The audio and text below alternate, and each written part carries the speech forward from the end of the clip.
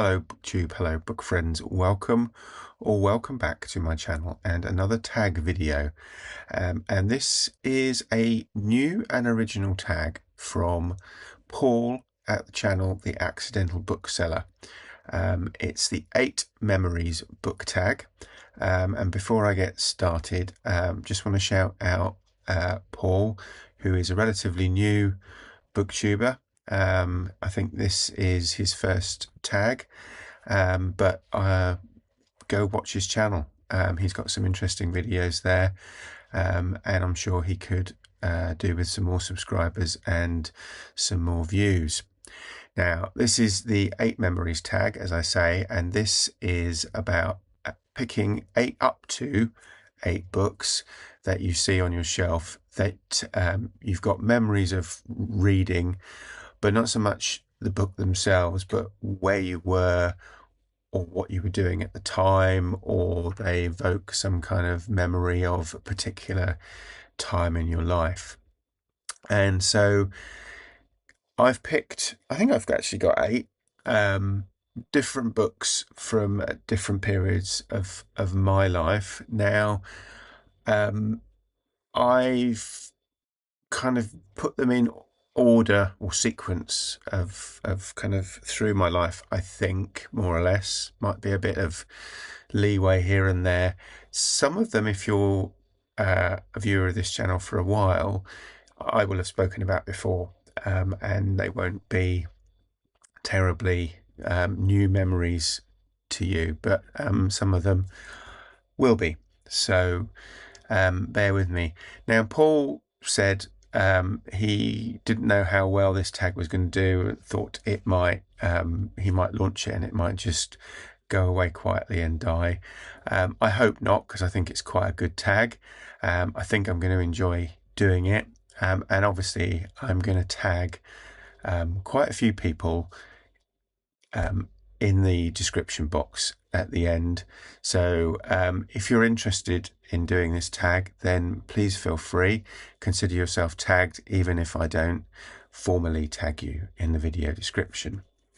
So let's get started. The first book I've got is this Nelson's Library edition of The Adventures of Sherlock Holmes. I don't know how well that is showing up. Oh, that's a bit better. There you go. This is quite a fragile book. I've had it most of my life, and the memory I associate with this particular book is, as a kid, I used to watch the Basil Rathbone film editions of Sherlock Holmes, so with Basil Rathbone as Holmes and Nigel Bruce as Watson. And then one day when we were clearing out our loft, I found this copy in a box in the loft with various other books, and this was my kind of first exposure to reading Sherlock Holmes, and I've used this book for various school projects, and as I say, it's got to the stage where it's quite fragile, so I don't want to kind of open it up too much, but I have many copies of The Adventures of Sherlock Holmes, so I do want to read them again, maybe for Holmes is Where the Heart Is in February. That's not going to be a problem. So that's my first memory. I can remember vividly excuse me, finding this after watching those great films.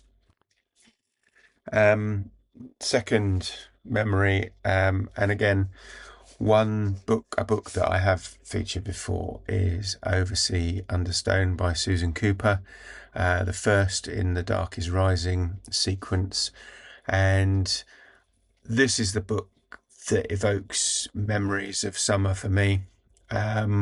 It's a book I remember reading in the summer. I think it was a book that was read to us at school on those kind of afternoon, last kind of 20 minutes of the day where the teacher would read to you.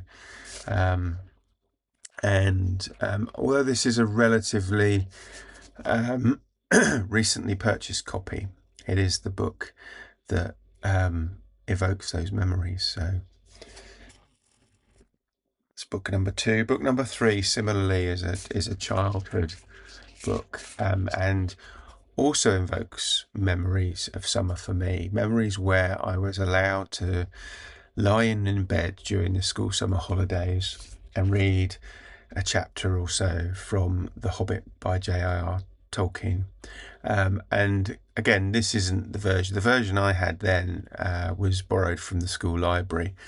This version is an equivalent edition, put it that way, bought because it has the wraparound cover, and it has the colour plates and drawings inside. So it is again not the same book, but one that I associate those memories with. And then another book from a childhood, and something that Paul said is, what about books that are presents, so are given to you by families or friends? And I would get, I'm just going to look and see when this was published. So 1984, published 1985. So what would I have been? 13. And this is a book that was given to me by my best friend at the time, who I've long since lost touch with, unfortunately. And it was it's a book associated with a film, but it isn't the novelization of the film. So it's about the making of 2010. So the second of the 2001, 2010. So the second of Arthur C. Clarke's films, and this tells the story of the relationship between Clarke as the author and of the novel, and Peter Hyams, who was the screenwriter and director of the film. And they used to communicate by, long before email was a thing, they were emailing one another via K-Pro computers. And they had to have, I think, if I remember rightly, they had to have kind of the same computer so that the two could talk to one another, and so on. And this is basically a kind of log of their emails backwards and forwards, talking about the film, some of the issues to do with, being able to actually film certain aspects and so on.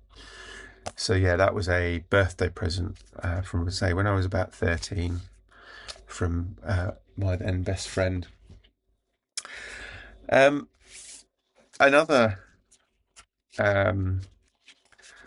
book, and this is, I got this book in 2012 at Crime Fest in Bristol. Crime Fest was a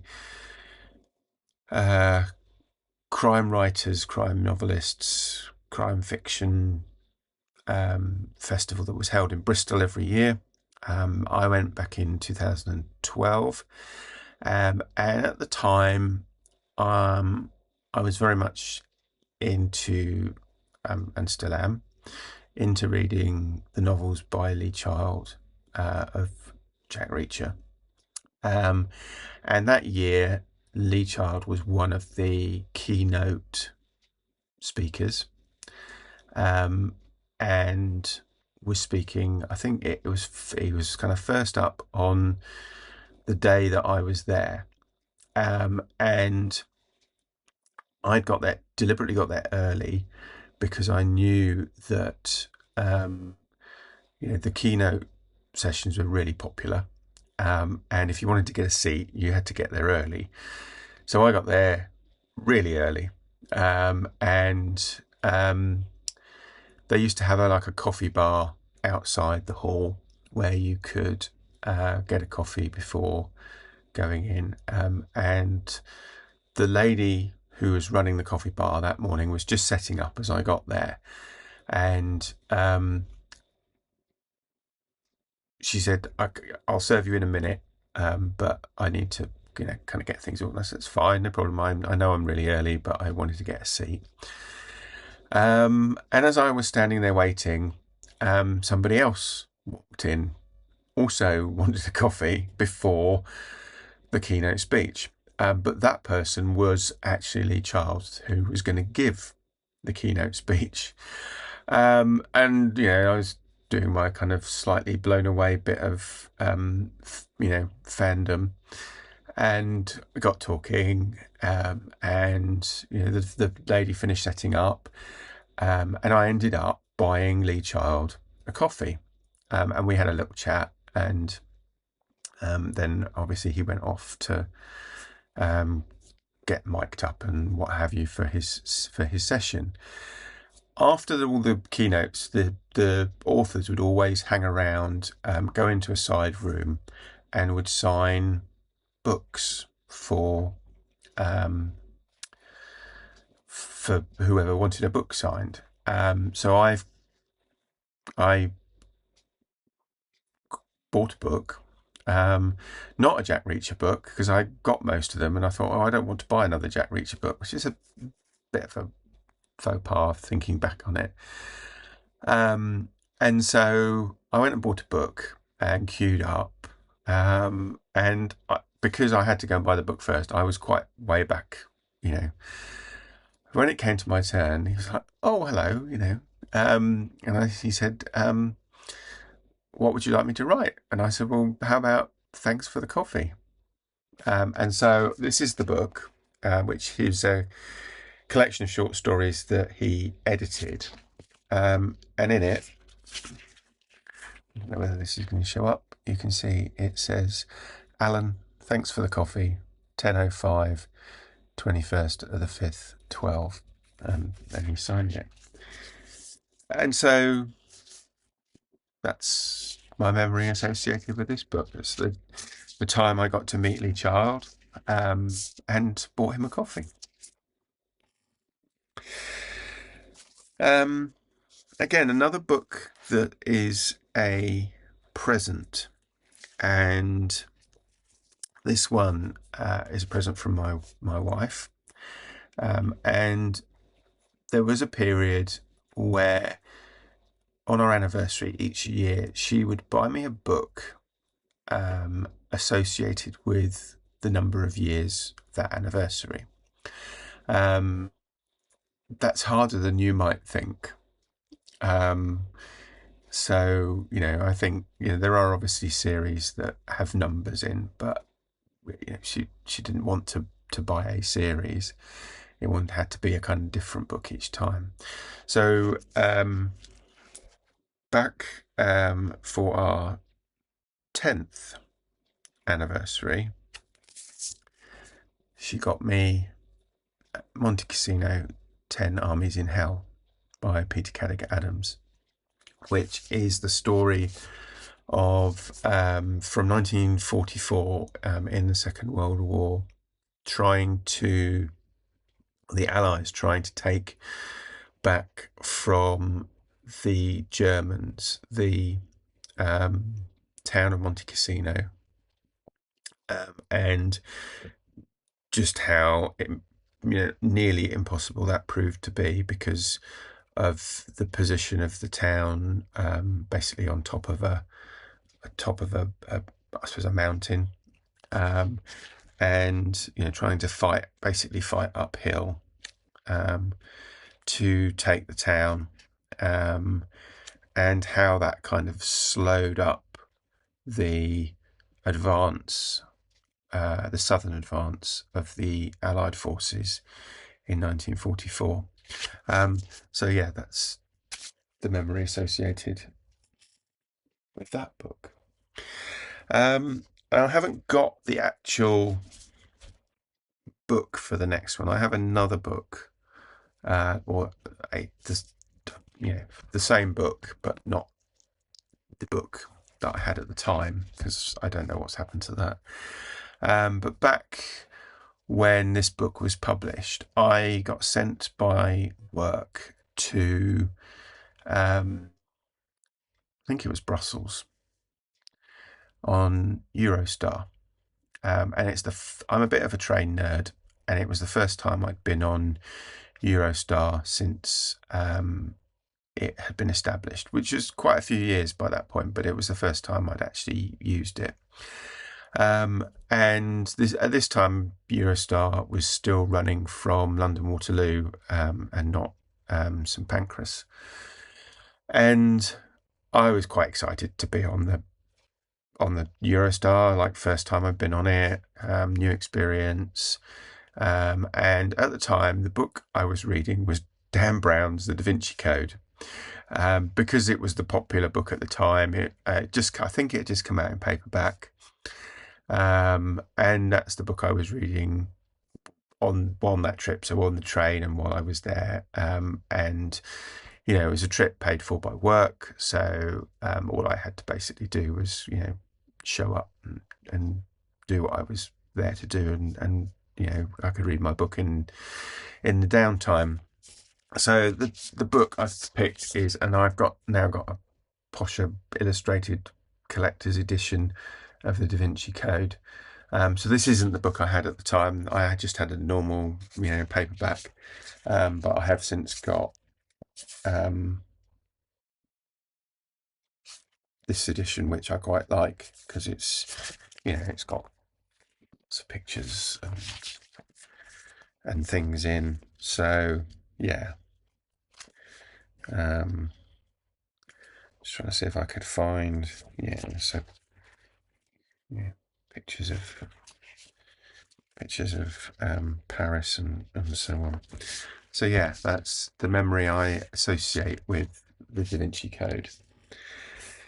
And then final book, and this is one from a couple of years ago,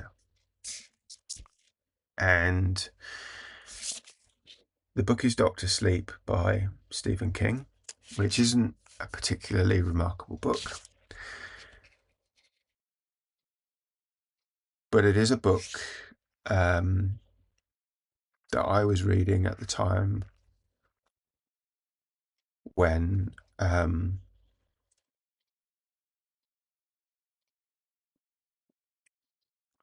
my dog was passing away, and he only had a few months left in his life. And so we used to sit in the afternoons, and I would read this book and he would sit on my lap. Dr. Sleep, as I say, some sad memories associated with Dr. Sleep, but memories nonetheless. So, as I say, I am going to nominate or tag some people in the video description. I have enjoyed doing this tag, even though some of the memories are not necessarily happy ones, but I think it's a great little idea for a tag. So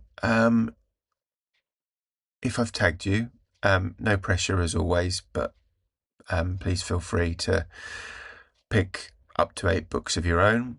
And if I haven't tagged you and you want to have a go, please feel free to do so. And if you have been, thank you for watching, and I will speak to you again soon. Take care now. Bye-bye.